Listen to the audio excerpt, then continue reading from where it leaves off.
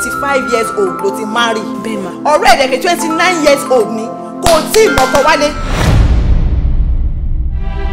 Kó má jẹ́ pé gbogbo ọ̀rọ̀ yìí pàbó ló máa já sí. Ẹni tí ò lórí ọkọ tàbí ẹni tí ìyá ọkọ ń jẹ òun ló ń ṣerú ẹ̀.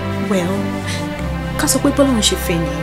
Even ìgbà tí mo pé gan pé relationship yóò lè work out, the way she took it ó dàbí pé òun gan ti expect tẹ́lẹ̀. Anyway, bọ̀bọ̀ yẹn kò kì í ṣe táìpù mi. Ọkùnrin ẹ̀ máa jẹ́ lójú. Kí ni èjì Adéṣídì? 29. Ó lè mọ̀ pé 10 years difference ló wà láàrin àwọn méjèèjì. Ṣó ti gbàgbé pé bàbá sọ pé Adésùnbọ̀ gbọ́dọ̀ fọ́ sí kí Adéṣídì tó marry. You can't be pushed into marriage just like that. Ó ti mọ̀ ti tẹ́lẹ̀ ni. Kò má ti rí. Obama ti sọ fún Daddy now. Oríire ìwọ ọmọ báyìí kò tí ì fẹnu bẹ́ẹ̀ sọ̀rọ̀. Me and Gbenga broke up yesterday. How will you suddenly break up with her like that? Ẹ̀yin àti màmá ọmọ yẹn pẹ̀lú nǹkan tó jẹ́ ká break up. I thought they were lovers.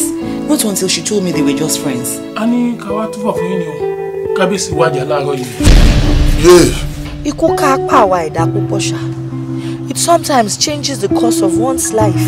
Kàn jẹ́ pé gbogbo ìgbà tí ń bá wojú sùn bọ̀ máa rí ojú màmá ẹ̀ lára ẹ̀.